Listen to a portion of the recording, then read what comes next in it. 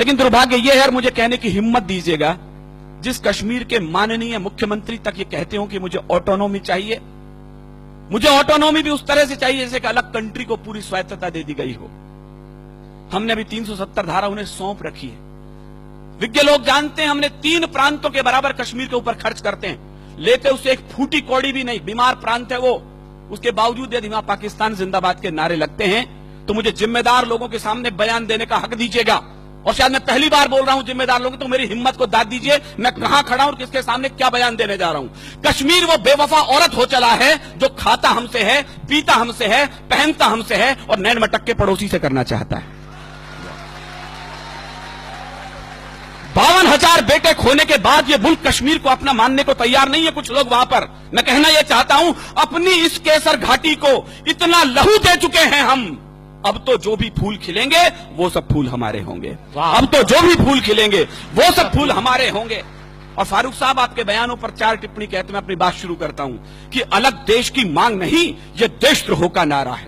और कहीं कविता हो, भुवन जी जैसे बड़े भाई मेरे यहां बैठे, मैं आप तक पहुंचाता हूं। अलग देश की मांग नहीं, ये देशद्रोह का नारा है। ठंडी झीलों से निकला जो जलता सा अंगारा है, उन बेटों से गद्दारी है जो पर्वत पर सोए हैं। या पुलिस के जवान और सेना के जवान हैं, मैं आज की शाम उन्हें अपनी कविता सौंप रहा हूं। उन बेटों से गद्दारी है जो पर्वत पर सोए हैं, ना इंसाफी है उस मां से जिसने बेटे खोए हैं। और तुमको भी फारूक जी इसका, मुझे एक एक श्रोता के हाथ खड़े करके तालियां चाहिए इस बार मैं ठीक बोल रहा हूं तो, तुमको भी फारूक जी इसका सचमुच ध्यान रहा होता अगर तुम्हारा बेटा सीमा पर कुर्बान हुआ होता। अगर तुम्हारा बेटा सीमा पर कुर्बान हुआ होता, अगर तुम्हारा बेटा सीमा पर कुर्बान हुआ होता।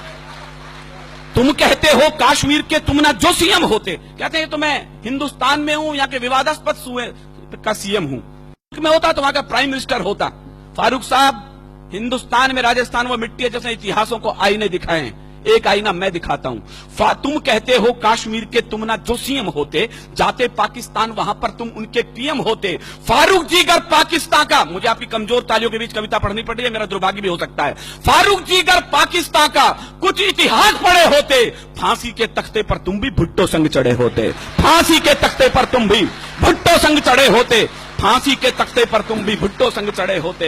ये तो हम हैं जो गद्दारों को कुर्सी दे देते हैं, आस्तीन के सब सांपों को छाती पर सह लेते हैं। कोई रण में जीती भूमि भी वापस कर देता है, कोई सेना के लोहू से शाही को धो देता है, कोई मजहब के नारों से अलग देश बंटवाता है, कोई उग्रवादियों से जाकर हाथ मिलाता है। लेकिन ये तो हम लोगों की, मुझे केवल इशारे में नाम नहीं लेना, बोलना है, लेकिन ये तो हम लोगों की सब किस्मत में होना था। कुछ ऊंचे लोगों की गलती जीवन भर को ढोना था, कुछ ऊंचे लोगों की गलती जीवन भर को रोना था, कुछ ऊंचे लोगों की गलती जीवन भर को ढोना था। अच्छा होता, पता नहीं कितने लोग समझेंगे, अच्छा होता अगर पटेल कुछ लोगों को झटका देते, कुछ को आजादी मिलते ही फांसी पर लटका देते, कुछ को आजादी मिलते ही फांसी पर लटका देते। फिर ना कश्मीर का झंझट ना खूनी होली होती, फिर ना कश्मीर का झंझट ना खूनी होली होती, ना बंदूकों के साये में मेहंदी और रोली होती। अगर कबूतर श्वेत नहीं, यहां गुरु गोविंद सिंह के बेटे बैठे, मैं इनकी पगड़ी को गुरुद्वारा मान करके प्रणाम करना चाहता हूं। संजय ने अभी बताया, चुटकुलों की कौम बना के रख दिया हमने सरदारों को। माफ करें साहब, ये बलिदानों की सबसे बड़ी कौम थी। हमारे बड़े कवि बताते हैं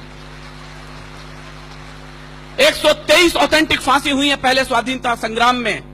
आपकी तालियां इस बात को फख्र से बड़ा कर सकती है उनके बलिदान को कि 83 बेटे सिख मां की कोख ने दिए थे उसके लिए। क्या बात। हरिओम जी लिखते हैं, हम कर्जा खाए बैठे हैं गुरु गोविंद की कुर्बानी का, हम क्या एहसान चुकाएंगे उनकी आंखों के पानी का। हम उनकी गणना करते हैं आजादी के आधारों में, जिनके आगे जिनके 2-2 बेटे चिन गए दीवारों में, जिनके आगे जिनके 2-2 बेटे चिन गए दीवारों में।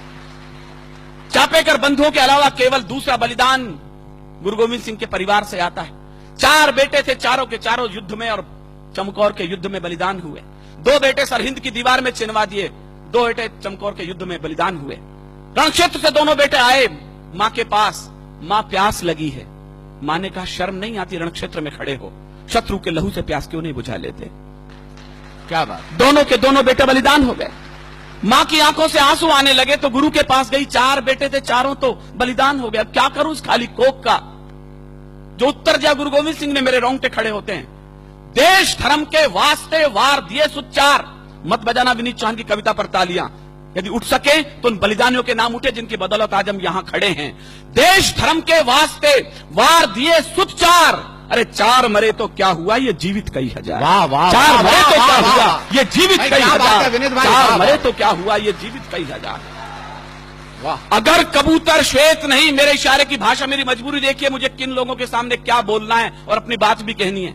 एक आग का दरिया है और तैर के जाना है। मुझे दोनों पक्ष प्रतिपक्ष के लोग बैठे हैं और अपनी बात कहनी है। अगर कबूतर श्वेत नहीं, मैं आपकी बौद्धिकता पर छोड़ता हूं, इशारे पर अपनी बात कहता हूं। अगर कबूतर श्वेत नहीं, हम गुरु के बाद छोड़ देते तो लाहौर कराची को हम दिल्ली तलक जोड़ देते। वाह, वाह, तो लाहौर कराची को हम दिल्ली तलक जोड़ देते।